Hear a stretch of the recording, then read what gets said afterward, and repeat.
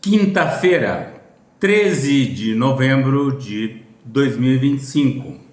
Hoje eu acordei com a minha amiga Mônica Pettinini me enviando o seu novo artigo publicado no jornal The Canary, COP30 Brasil, o encontro do clima manchado por óleo e devastação. Eu gosto muito dos textos da Mônica, né? Então eu falei, bom dia, Mônica, obrigado. Mônica, eu estou muito preocupado com esse tal Fundo das Florestas, apresentado como a grande proposta do Brasil, no que a Mônica foi taxativa, uma farsa. Né? É o que me parece. Respondi. E aí ela compartilhou comigo um artigo publicado na Global Witness, que eu vou ler aqui para vocês agora. Investindo nas florestas, por dentro dos planos do setor privado para moldar o Fundo Florestas Tropicais para sempre. Então o artigo é justamente sobre isso, sobre como que o setor privado desenhou esse tal fundo das florestas.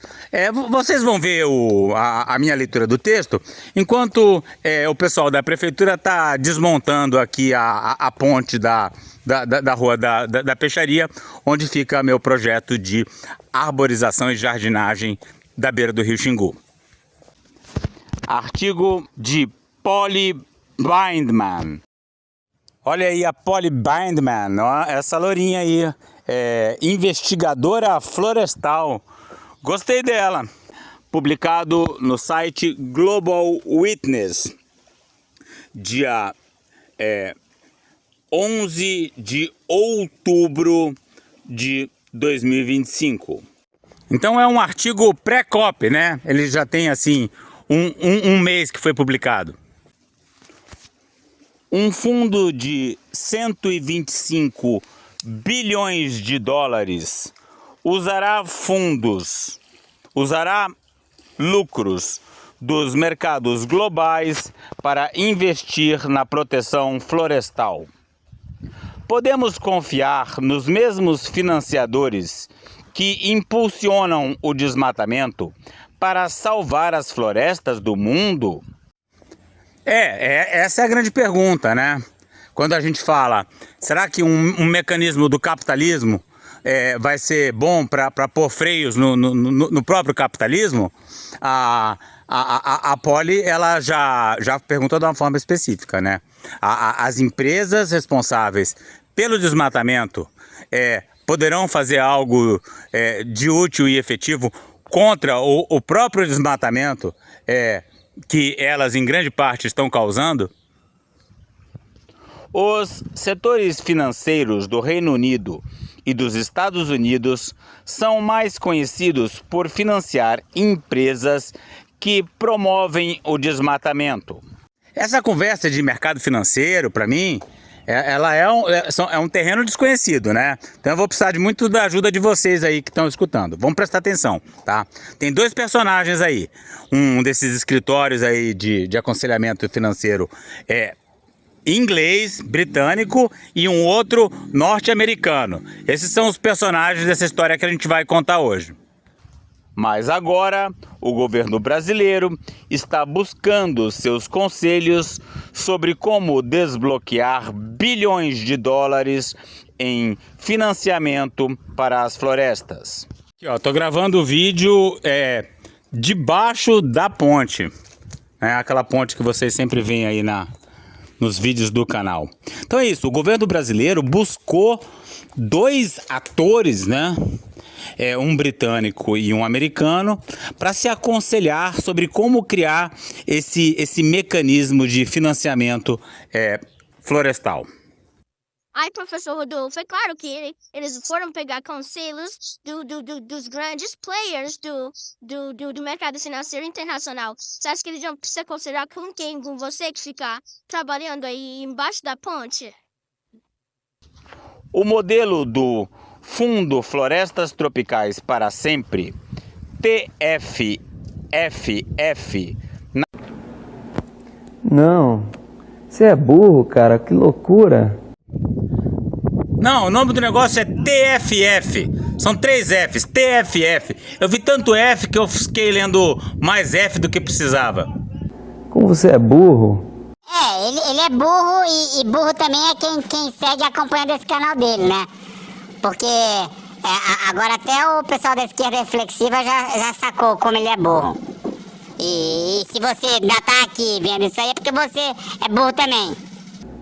Que coisa absurda. A sigla em inglês visa incentivar países patrocinadores ricos e organizações filantrópicas a fornecerem uma parcela inicial de 25 bilhões de dólares, que servirá como uma espécie de reserva para atrair mais 100 bilhões de dólares de financiamento privado. E é isso, esse é o resumo da COP, né? A COP é essencialmente essa tentativa de juntar esses 25 bilhões de dólares. Passar o pires. O fundo total de 125 bilhões de dólares será investido principalmente em títulos de mercados emergentes.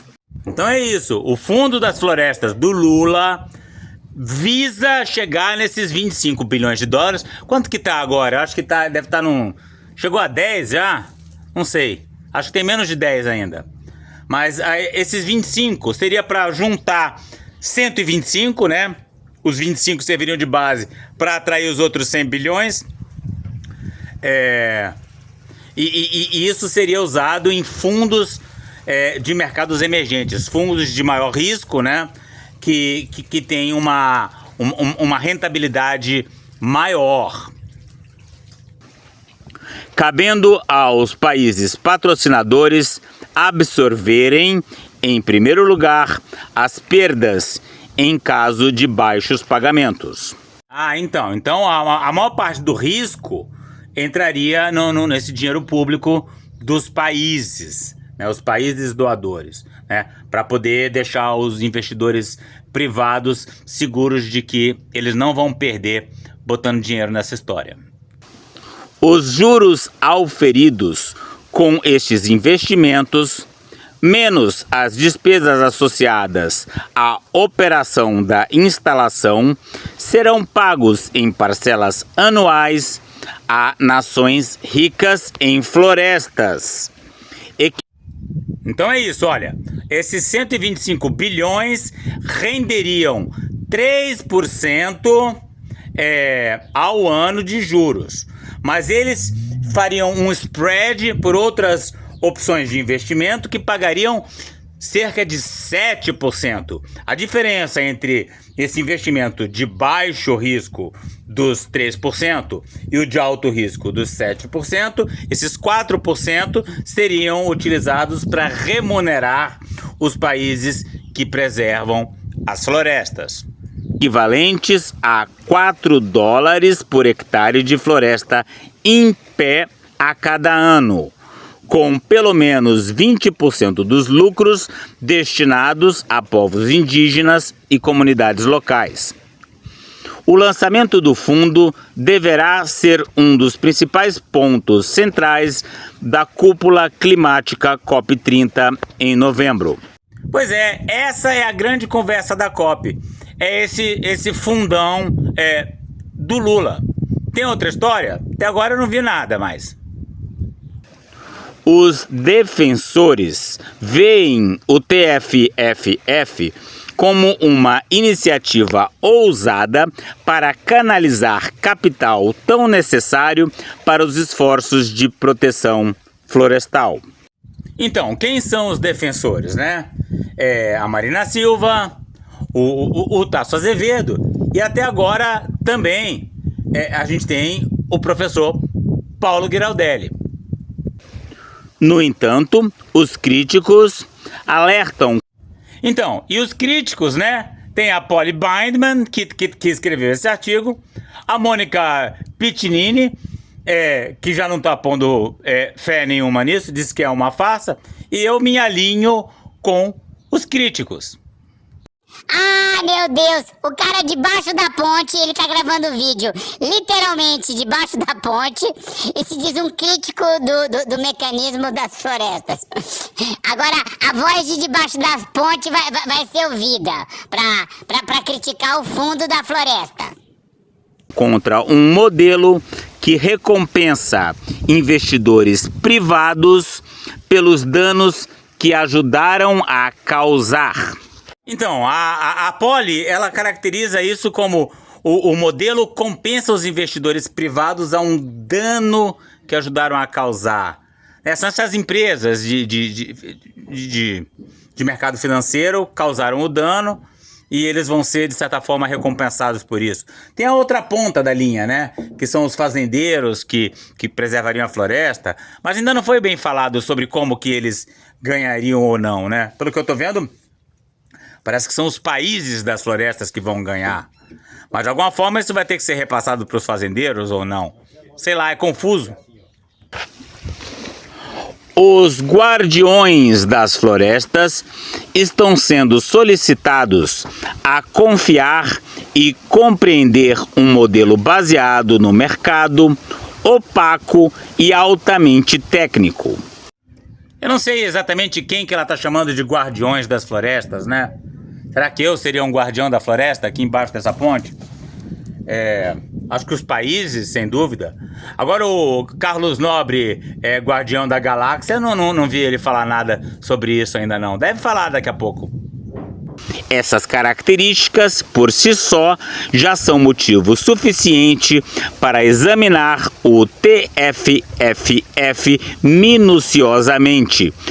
Então, esse é o nosso objetivo aqui, examinar o TFF minuciosamente, né? Não é só falar, como o pessoal até zombou com a minha cara, né? Ah, sou contra! Não, isso a gente já falou, né? Vamos agora entender como que é o negócio.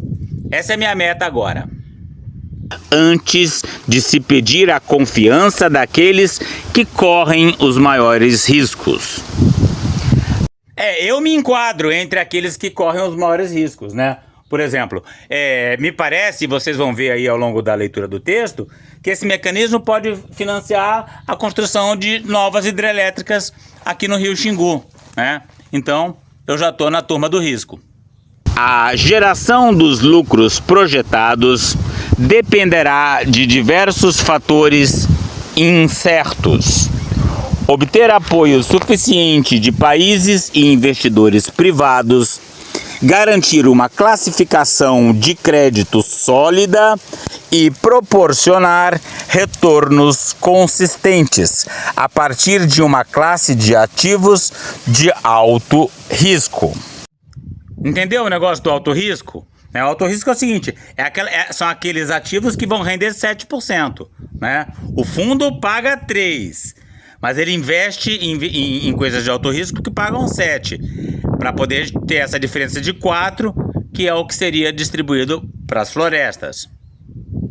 O Lobinho Terrível já me mandou aqui, do Carlos Nobre.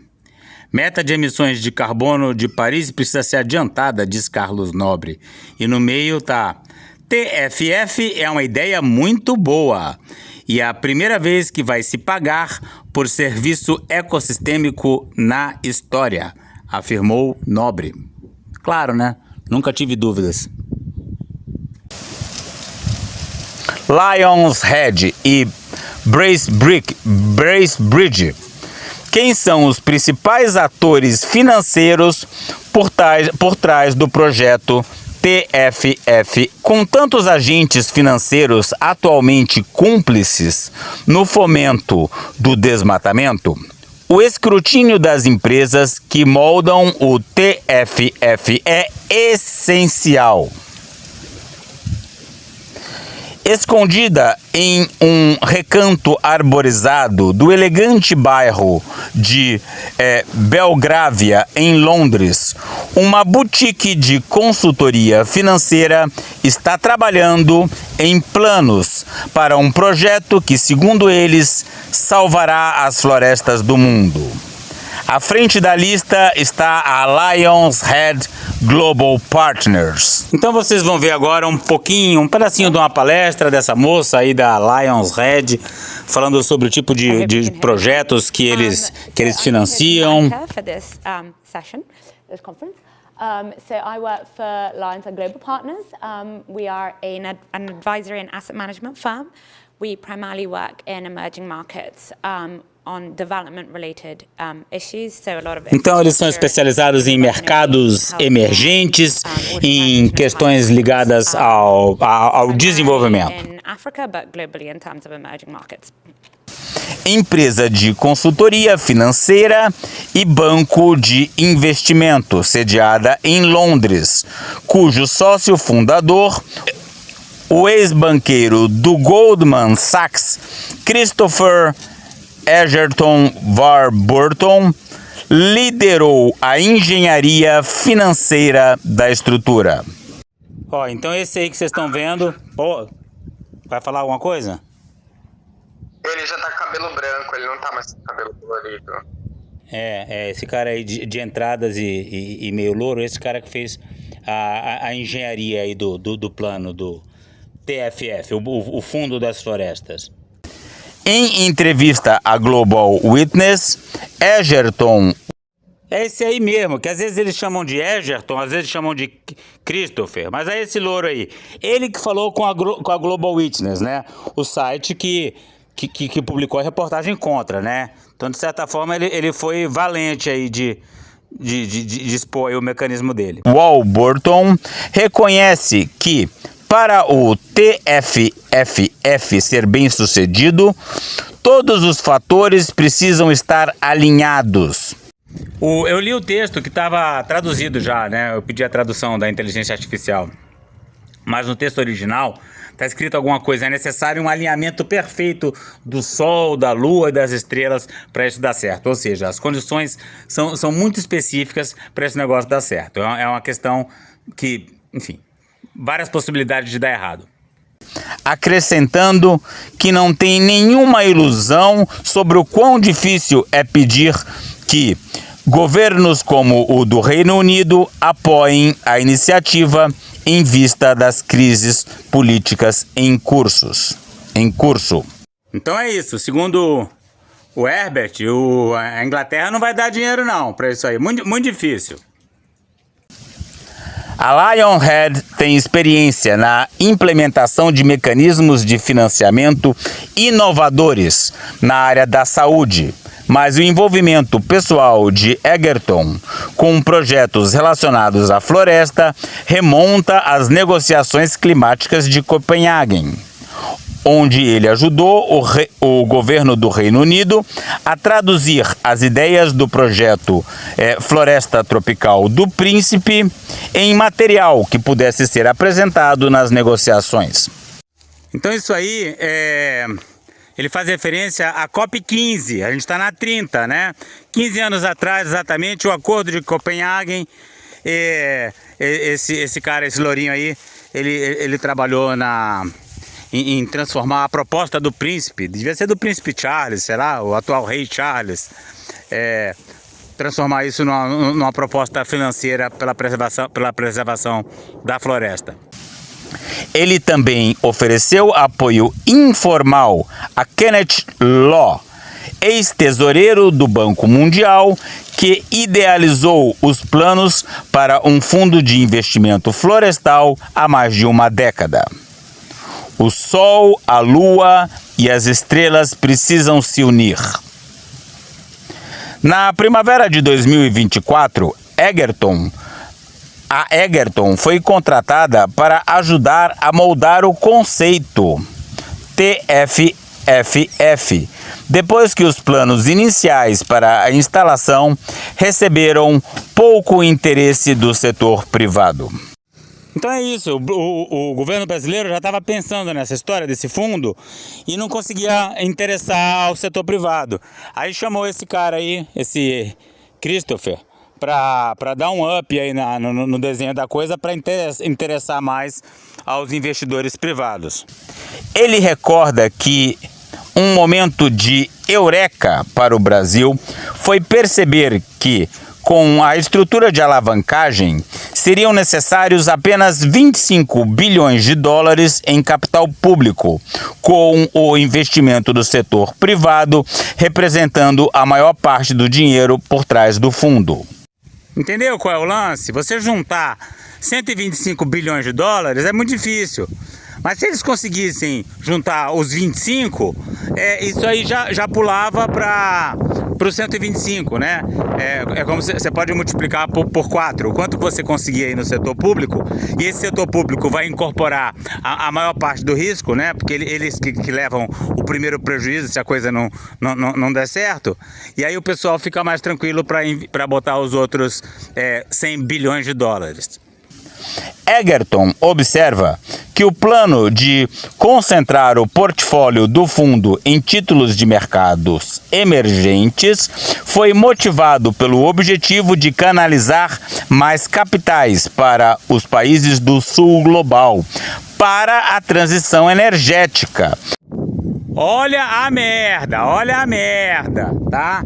Porque se a transição energética do Brasil, por exemplo, é baseada na construção de hidrelétricas na Amazônia, então esse fundo das florestas vai terminar construindo um monte de hidrelétrica aqui no Rio Xingu, no Rio Tapajós. Vocês estão vendo então qual é o problema? O povo acha que está salvando as florestas, no final vai destruir mais ainda, porque esse fundo vai construir hidrelétricas na Amazônia.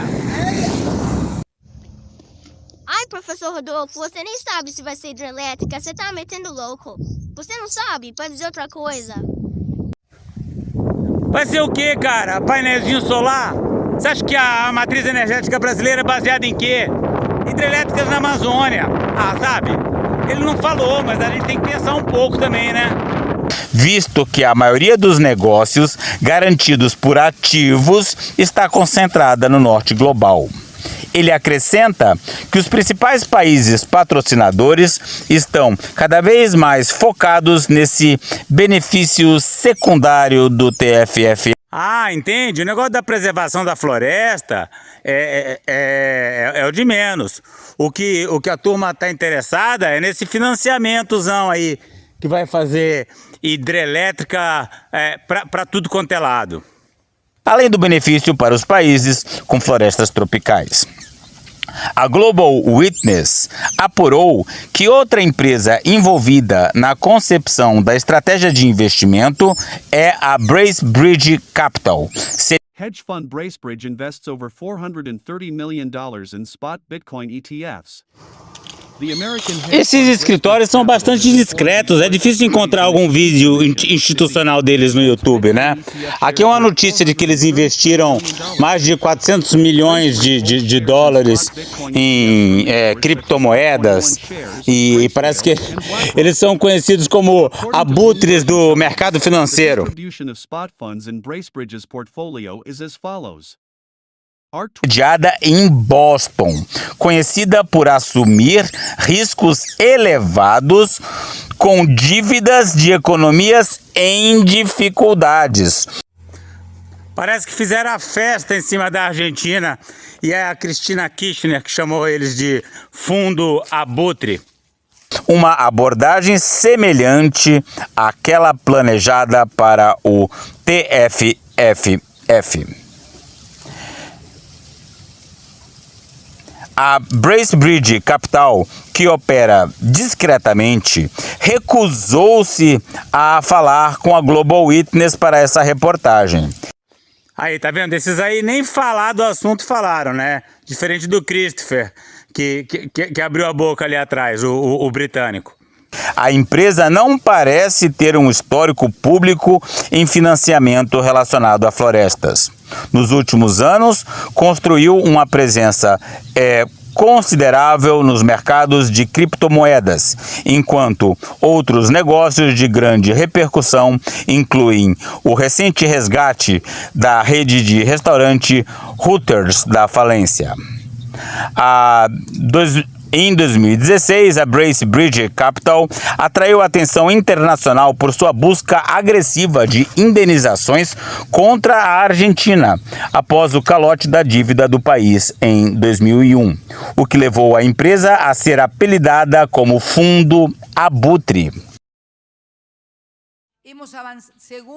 A presidente argentina Cristina Kirchner pediu nesta terça-feira que se ignore qualquer ação intimidadora dos fundos especulativos conhecidos como abutres que buscam cobrar na justiça pelos títulos. Ela também reafirmou a intenção de pagar toda a dívida de seu país. Argentinos não tenhamos medo, que nos metiram medo sempre. Argentinos não temam, porque sempre tentaram nos intimidar dizendo que se não pagássemos aos abutres, não teríamos acesso aos mercados. Avaliação de risco. Como o TFF vai gerar lucro? A Global Witness apurou que tanto a LionsHedge quanto a Bracebridge têm a tarefa de criar duas propostas alternativas sobre como os fundos serão investidos. Então, o mecanismo do fundo tem duas propostas. Uma do LionsHedge, que é aquele britânico, e a outra proposta B, que é do tal do fundo Abutre, que é a americana. O primeiro é o modelo original da LionsHedge, que depende da obtenção de uma classificação de crédito do fundo por uma agência como a Fitch ou a Moody's. Então essa Fitch é uma dessas consultorias de risco de investimento.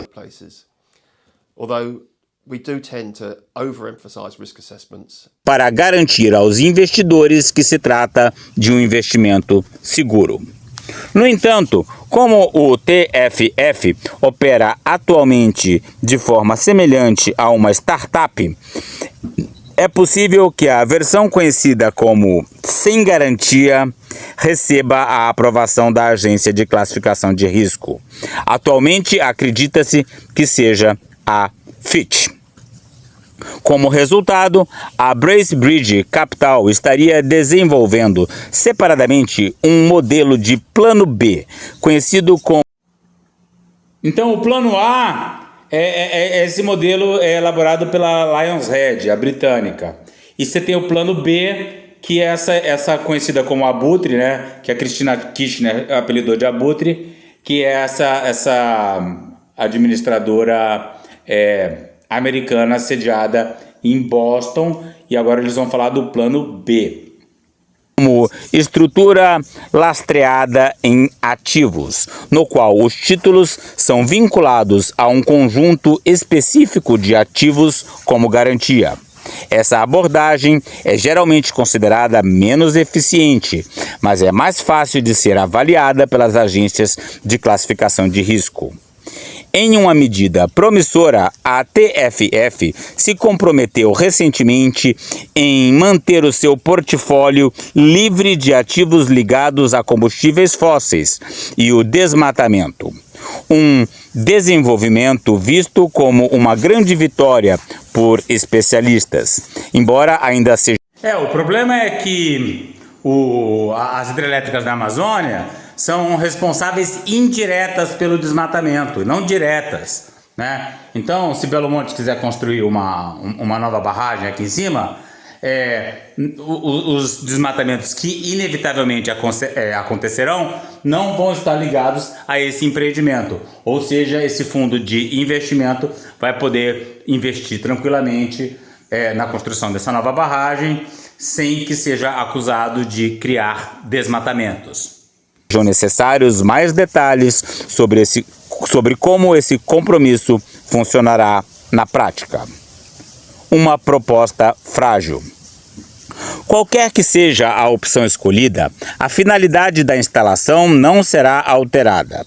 No entanto, a necessidade de uma alternativa de contingência ressalta a fragilidade da instalação, ecoando preocupações levantadas por alguns grupos da sociedade civil e acadêmicos, que argumentam que usar o dinheiro do contribuinte como uma reserva para absorver eventuais perdas financeiras poderia proteger os investidores privados do risco. Vocês entenderam o que é isso? Porque aqueles 25 bilhões de dólares iniciais que vêm dos países seria resultado da arrecadação dos países, né? A população dos países que cobriria isso. E eles pegariam a maior parte do risco. Já o risco menor são os 100 bilhões dos investidores, né? Então, é isso. O povo arrisca nesse fundo,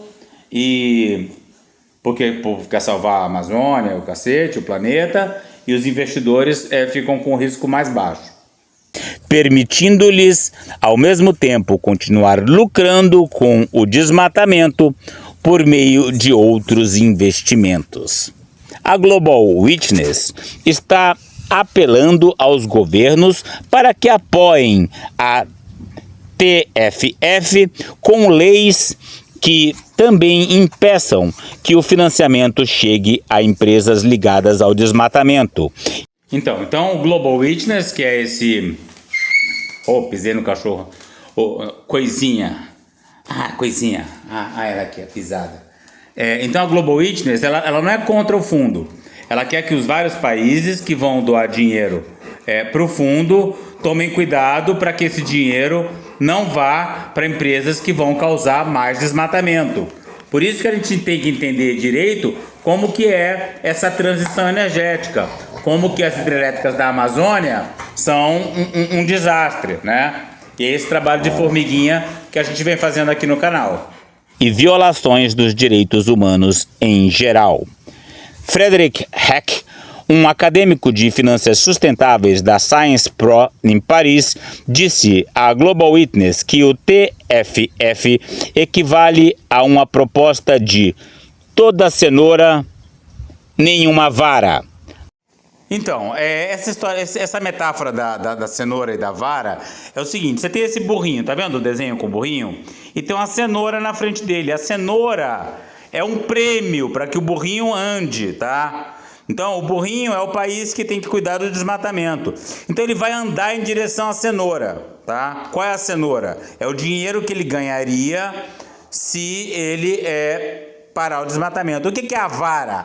A vara é o pau que você dá na bunda do burro para que ele ande para frente. Tem que tomar cuidado porque o pessoal da esquerda reflexiva do Paulo Giraldelli usa a metáfora da cenoura ao contrário. A cenoura é para enfiar no cu para a pessoa acordar e tomar um rumo correto, né? Já seria uma espécie de punição. Mas na metáfora aqui, a cenoura é um prêmio para que o burrinho ande.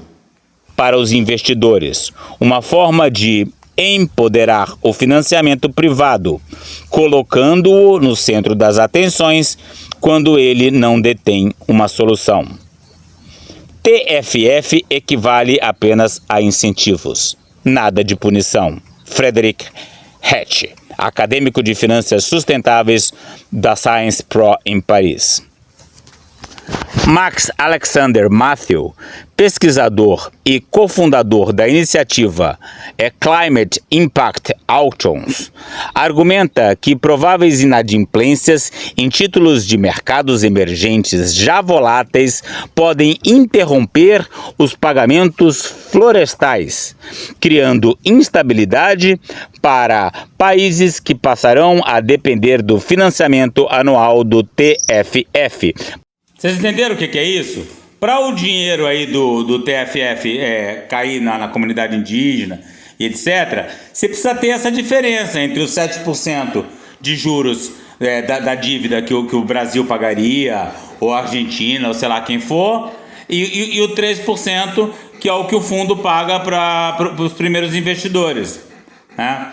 Aí se algum país dá o calote, a Argentina, o Brasil, seja lá quem for, você cria um problema para o fundo e aí aquelas comunidades indígenas, aqueles projetos que dependeriam dessa diferença, entre o investimento de alto risco e o de baixo risco, ficariam de repente sem o dinheiro para trabalhar. Para programas de conservação. A TFF reconhece esse risco, observando em sua nota conceitual que os pagamentos podem ser reduzidos ou interrompidos, caso o fundo apresente um desempenho insatisfatório. No entanto, para mitigar os riscos associados a incumprimento de dívidas por parte de alguns países, Egerton insiste que haverá limites rigorosos à exposição em qualquer país individual, com um teto máximo entre 3% e 4%, sendo esse ajustado para baixo no caso de países soberanos de maior risco. Entretanto, os investidores estarão a ser remunerados por esse risco. A questão que permanece é se vincular o financiamento climático a essa aposta no mercado é uma abordagem confiável para gerar retornos consistentes. Então, para diminuir o risco do calote, o que eles vão fazer é no máximo 3% por país, né? Então vai comprar a dívida do Brasil, comprar a dívida da Argentina, a dívida de sei lá quem for, mas nunca isso vai representar mais de 3% do total. Apoiadores do desmatamento mudam de posição para a proteção florestal? Outra tensão reside na integridade dos investidores que financiam as propostas do fundo. Diversos apoiadores públicos de destaque do TFF, como o Barclays Bank e o Bank of America, demonstraram financiar empresas que fomentam o desmatamento, conforme investigações publicadas pela Global Witness. Para que a iniciativa funcione, os governos estarão apoiando um sistema financeiro com um histórico ruim em relação às florestas. Dados do Ranking Forest 500 da Global Canopy revelaram recentemente que 60% das instituições financeiras do mundo com maior risco de desmatamento não possuem uma política de desmatamento em vigor. Apesar do seu papel fundamental no TFF, Bracebridge também não parece ter uma política de investimento sobre o desmatamento disponível ao público. A Global Witness apurou que, entre as empresas interessadas em gerir o fundo de investimento, encontram-se grandes investidores em mercados emergentes, como a PIMCO e o JP Morgan, e a Wellington, nos Estados Unidos, a RBC Blue Bay Asset Management, no Canadá, e o Ashmore Group, no Reino Unido. Nenhuma dessas empresas se destaca por ter políticas particularmente robustas em relação ao desmatamento. E todas as 5 empresas se recusaram a comentar sobre isso para esse artigo. Egerton insiste que, como esse cargo provavelmente será competitivo, os investidores, percebendo o TFF como uma operação para ganhar dinheiro, fatores como o compromisso com o fim do desmatamento precisarão ser levados em consideração durante o processo de seleção. Os gestores de ativos encarregados do financiamento climático devem, no mínimo, ter políticas claras de combate ao desmatamento e de direitos humanos e demonstrar que as aplicam em investimentos anteriores. Para os defensores das florestas, os riscos são claros, mas em sua forma atual, o plano é menos óbvio. Muito depende de agentes financeiros com históricos variados em relação ao desmatamento, que precisam construir um mecanismo viável ao qual o público possa confiar para realizar pagamentos referentes às florestas. Isso aí que você disse é tudo burrice. Burrice. É tudo muito confuso, né? Mas vocês veem então que a gente fala muito de pagamentos de juros da dívida, né? E são desses pagamentos, desses juros da dívida pública, sei lá, que viria esse dinheiro para financiar essa tal preservação das florestas, e o fundo seria destinado a questões ligadas à transição energética, o que eu acho um risco imenso, né? Ainda mais com essa falta de definição do que seria essa transição energética, mas esse fundo aí pode terminar financiando muita hidrelétrica na Amazônia. Enfim, estou tentando aqui entender e aprender junto com vocês. Não consigo gravar muito bem o que você falou, porque você fala de uma maneira burra, entendeu?